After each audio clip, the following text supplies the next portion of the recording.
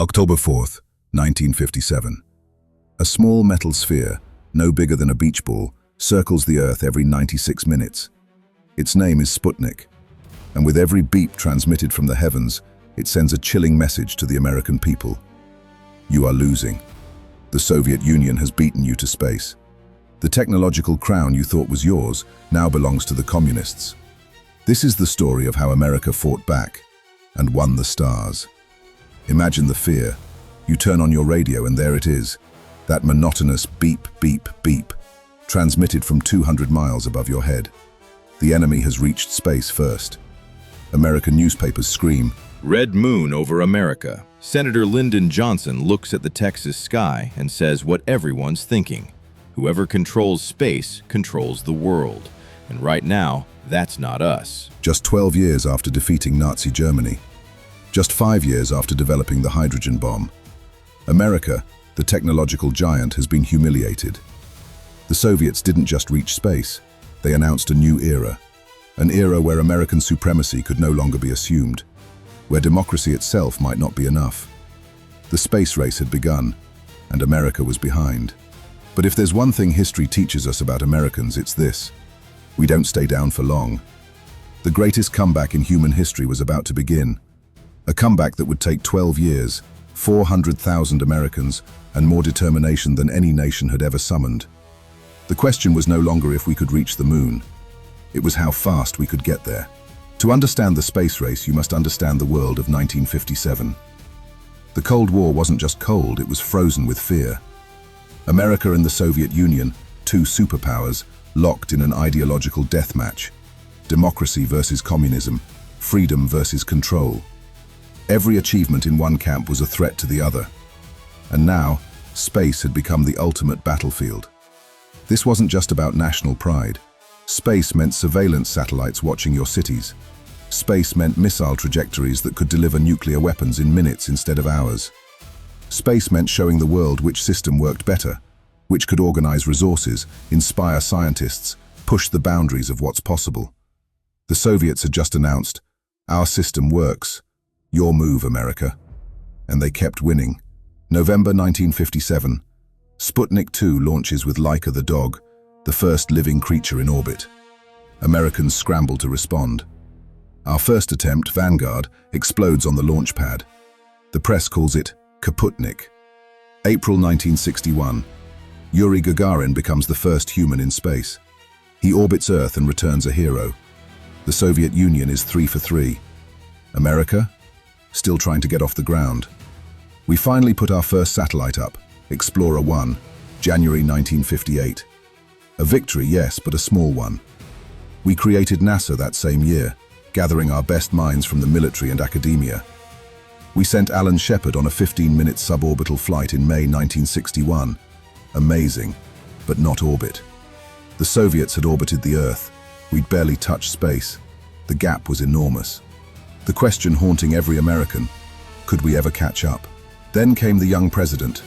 John Fitzgerald Kennedy, sworn in January 1961, understood something crucial. America needed more than incremental progress. We needed a goal so audacious, so seemingly impossible, that achieving it would prove once and for all the superiority of free people over authoritarian control. He needed something that would rally a nation. He found it in the moon. May 25, 1961. Kennedy stands before Congress and speaks words that will echo through history. "I believe that this nation should commit itself to achieving the goal, before this decade is out, of landing a man on the moon and returning him safely to the Earth." Not in 20 years, not eventually. By 1969, 8 years, the moon returned safely. The gauntlet was thrown. America had its mission, and America answered. From California to Florida, from Texas to Alabama, the nation mobilized like it hadn't since World War II. NASA's budget exploded, at its peak, consuming 5% of the federal budget. Factories retooled, universities churned out engineers.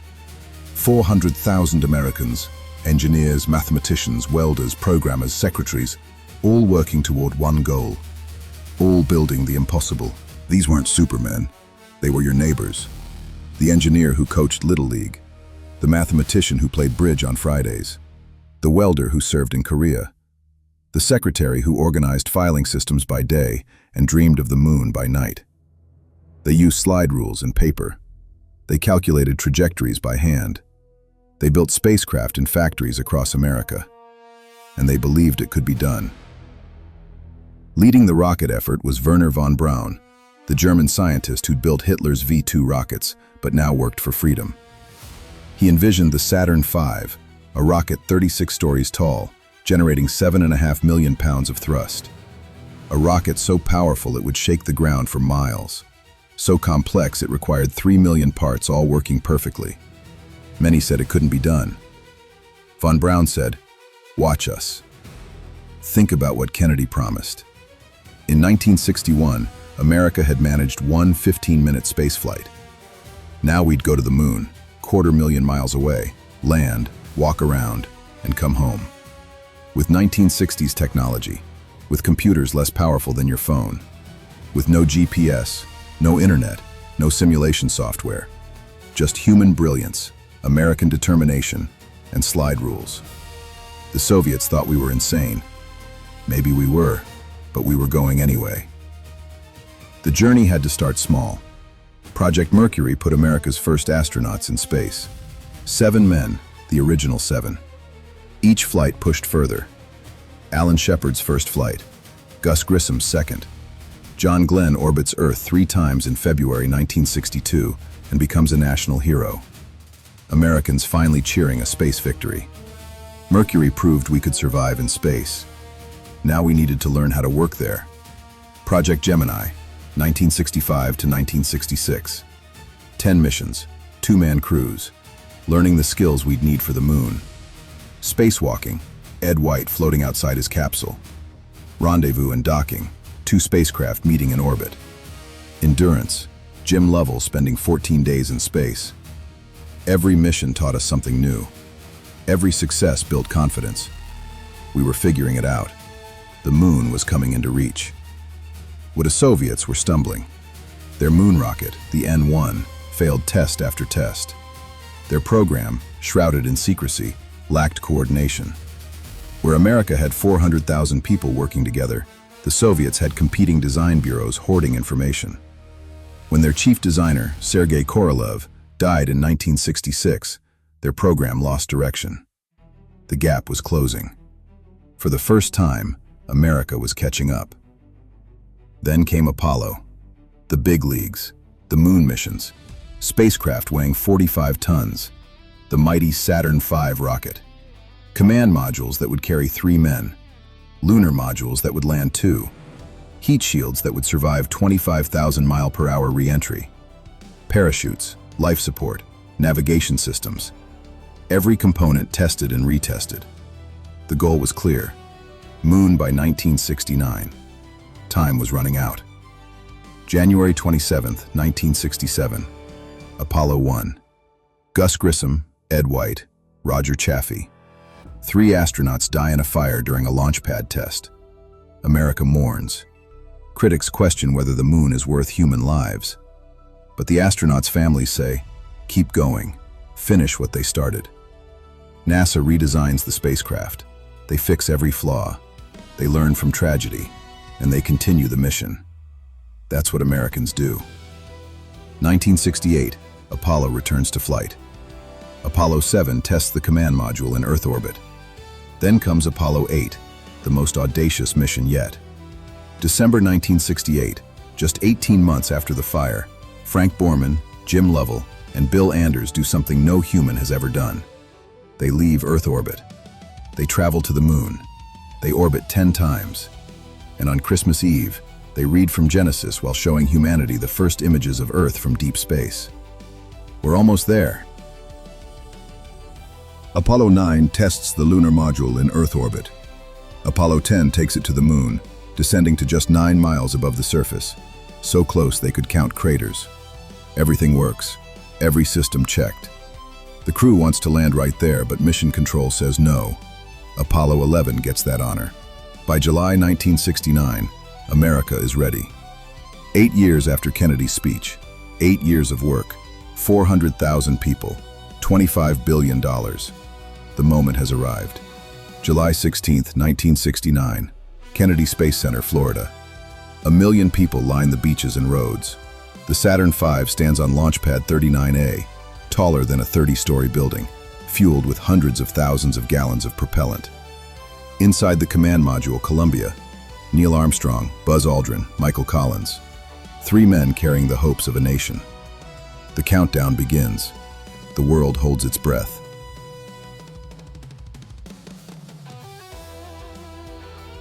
10, 9, ignition sequence starts. 6, 5, 4, 3, 2, 1, 0. The 5 F-1 engines ignite with the force of a small nuclear bomb. The ground shakes for miles. The sound is so loud people feel it in their chests. Slowly, impossibly, the Saturn V lifts off. 3,000 tons rising into the sky, gaining speed, climbing through the clouds. In 11 minutes, they're in orbit. In 3 days, they'll be at the moon. Think about that journey. 250,000 miles. 3 days in a spacecraft the size of a van.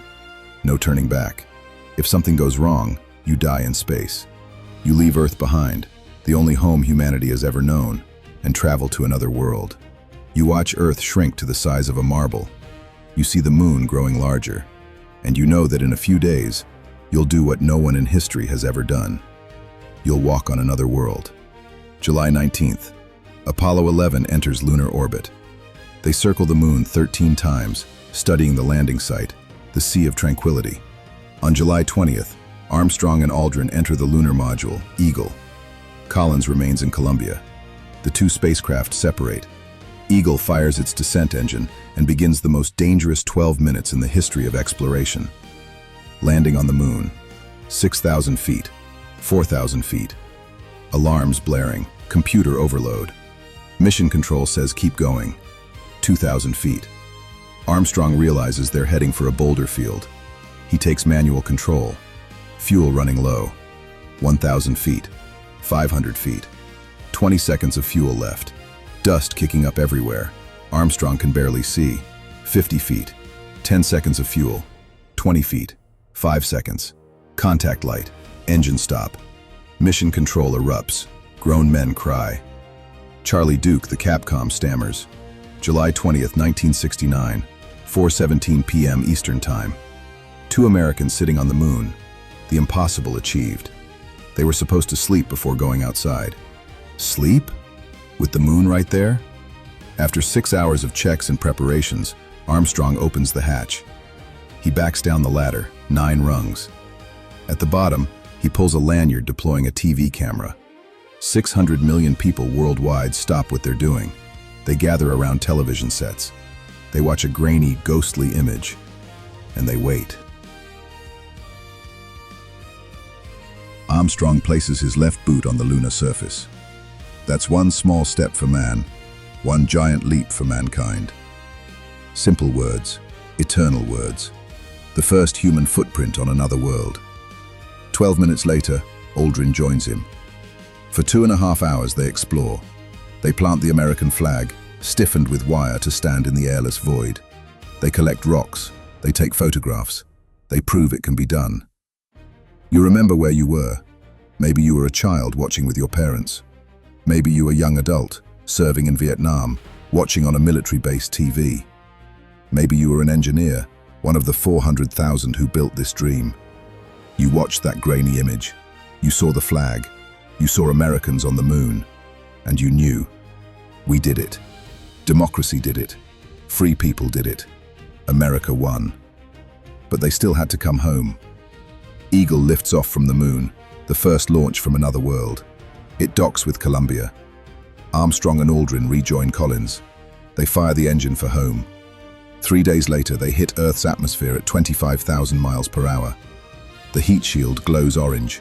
The parachutes deploy. July 24th, 1969. Splashdown in the Pacific. 3 men return as heroes. America has won the space race.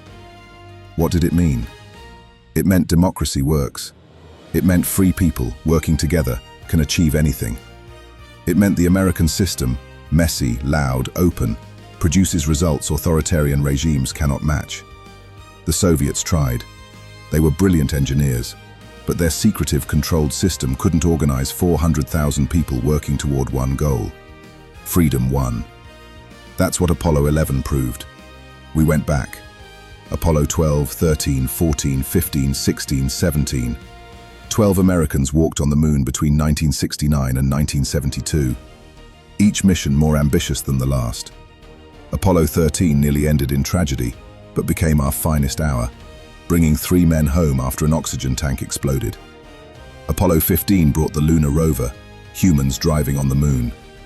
Apollo 17 spent 3 days exploring the lunar surface. Then suddenly, we stopped going. December 1972, Apollo 17, the last humans to walk on the moon. Eugene Cernan climbs back into the lunar module and leaves with words. We leave as we came, and God willing, as we shall return. Except we didn't return, not for decades. America had proven its point. The moon was ours. The space race was won. But what came next? The 1970s and 80s brought new priorities. Economic challenges, Vietnam, Watergate, energy crisis. NASA's budget was slashed. Instead of the moon, we focused on low Earth orbit. The Space Shuttle program launched in 1981. Reusable spacecraft, flying like planes. Impressive technology, but it wasn't the moon. It wasn't Mars. For the generation that watched Apollo, space had lost its urgency. We'd won. Why keep racing?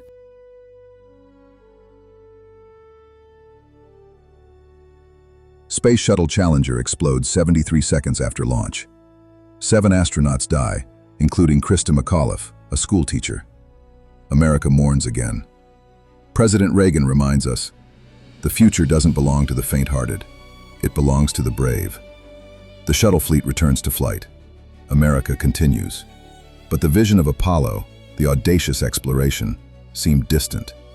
Space had become routine, until it wasn't.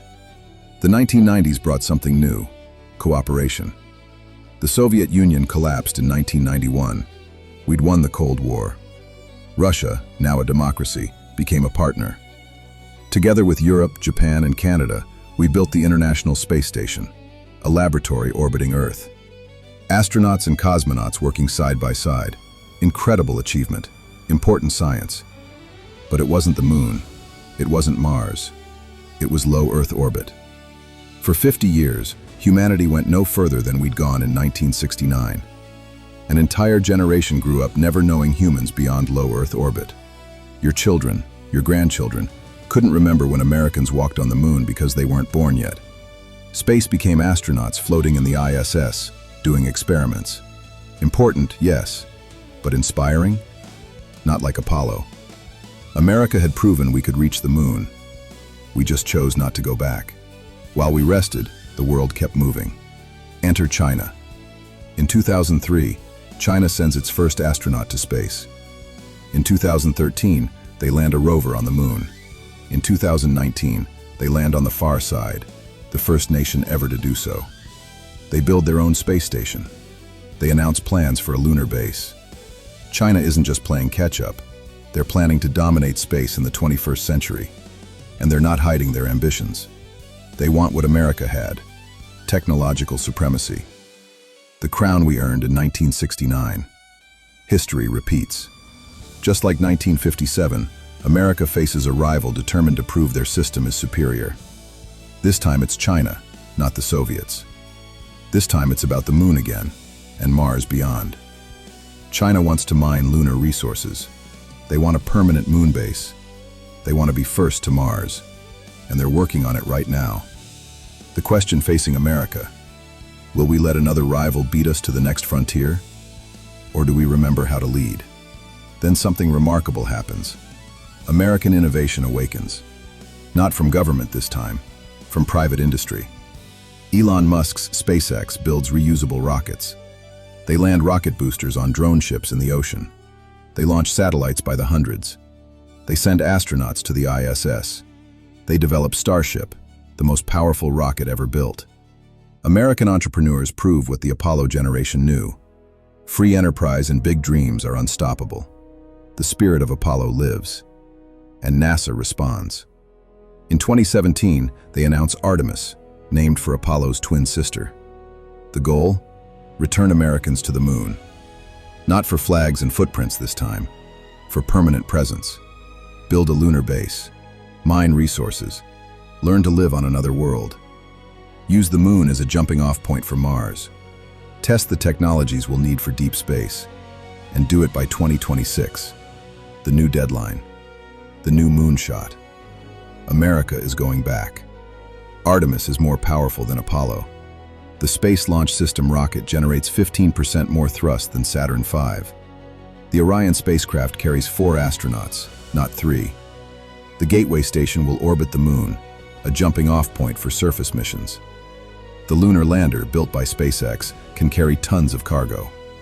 And this time, we're not visiting. We're staying. Artemis represents permanent human presence beyond Earth orbit. The next chapter in human expansion. November 2024. Artemis 1 launches, an uncrewed test flight. The most powerful rocket since Saturn V lifts off from the same launch pad that sent Apollo 11 to the moon. Orion flies to the moon, farther than any spacecraft designed for humans has ever gone. 25 days in space. Perfect performance.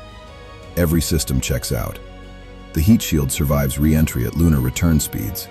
Splashdown. Success. We're back in the game.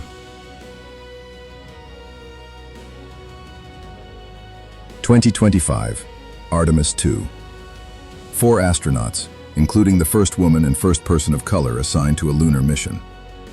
They orbit the moon, just like Apollo 8 did 56 years earlier. But this time with modern technology. This time is the first step in a permanent program. They see the Apollo landing sites from orbit. They honor the legacy while building the future. And they prove Orion works with crew aboard. Next step? Landing. 2026, Artemis 3. After 54 years, Americans return to the lunar surface. A man and a woman descend in the SpaceX Starship lander. They land near the lunar South Pole, where ice deposits could provide water and rocket fuel. She steps out first, the first woman to walk on the moon, an American woman. They spend a week on the surface, not hours. They drill for ice. They test equipment. They prove we can live and work there. The moon is ours again. This is just the beginning. Artemis 4, 5, 6. Missions planned through 2030. Building Artemis Base Camp, installing solar panels, deploying rovers, setting up greenhouses, testing life support systems, learning to use lunar resources, making rocket fuel from moon water. Everything we need to know before we can go to Mars. The moon becomes humanity's second home, and America leads the way. This time, we bring partners. Canada, Europe, Japan, contributing to Gateway Station and lunar missions. Even private companies like SpaceX building landers. But make no mistake, America leads. American rockets, American spacecraft, American astronauts first on the surface. We're generous with our success, inviting others to join. But the leadership, the vision, the capability, that's American. Just like Apollo, just like it should be. The moon is practice. The real goal is Mars. 200 million miles from Earth, 6-month journey each way. We need to learn to live off-world before we attempt Mars. The moon teaches us. Water extraction, food production, radiation protection, long-duration missions, psychological challenges, medical emergencies far from Earth. Every lesson learned on the moon gets us closer to Mars, and Artemis is teaching those lessons. Mars by the 2030s. From an American launch pad, new astronauts train at Johnson Space Center, engineers in their 20s and 30s designing Mars spacecraft, scientists planning research stations, programmers writing AI for autonomous systems. Your grandchildren's generation, taking the baton from Apollo's generation. They don't remember the Cold War. They don't remember Apollo. But they have the same spirit. Dream big, work hard, achieve the impossible. The American way. Think about the leap. Apollo astronauts used slide rules and paper charts. The Apollo guidance computer had less memory than a modern key fob. Now we use artificial intelligence, 3D printing, advanced materials, quantum computing. The Dragon capsule that sends astronauts to the ISS is controlled by touchscreens. Starship is designed to be fully reusable. Land it, refuel it, fly it again. Technology that Apollo engineers could only dream about. And it's all being built in America. Space isn't just NASA anymore. SpaceX, Blue Origin, Rocket Lab, dozens of startups. American companies making space routine. Reusable rockets dropping launch costs by 90%. Satellite internet connecting the world. Space tourism beginning. Asteroid mining planned. The American free enterprise system doing what it does best. Innovating, competing, achieving. When you unleash American entrepreneurs on a challenge, watch out, world. We're just getting started. China has plans. They talk about moon bases by 2030, Mars by 2040. They're serious, they're capable, but they're not America. They don't have our innovation ecosystem. They don't have SpaceX or Blue Origin or a dozen other companies pushing boundaries. They don't have 400 years of democratic tradition producing free thinkers. They have a command economy and top-down control. We've seen this movie before. We know how it ends. America wins when freedom competes against control. Why does America lead in space? Not because we're smarter. China has brilliant engineers. Not because we spend more. They match our space budget. We lead because our system unleashes human potential. Because we encourage wild ideas. Because we tolerate failure and celebrate success. Because a kid in a garage can build a rocket company and compete with governments. Because freedom and democracy create the conditions for innovation. That's why we won in 1969. That's why we'll win now. The Apollo generation, many still with us, watch Artemis with pride. The engineers are in their 80s and 90s now. The astronauts who walked on the moon. The mathematicians who calculated trajectories. The workers who welded spacecraft. They watch the new rockets rise and they see their legacy continuing. They proved it could be done. Now we prove we can do it again, and better, and permanently. We stand on their shoulders, and we reach higher. When Artemis 3 lands, millions of children worldwide will watch. Just like you watched Apollo 11. They'll see astronauts on the moon. They'll see the American flag. They'll see what's possible. And some of them, the engineers and astronauts of 2050, will decide right then, I want to do that. I want to explore space. I want to push humanity forward. That's how inspiration works. That's how civilizations advance. America showing the world what's possible. This isn't just about flags and pride. The moon has resources worth trillions. Water ice at the poles, for drinking, for oxygen, for rocket fuel. Helium-3 for potential fusion energy.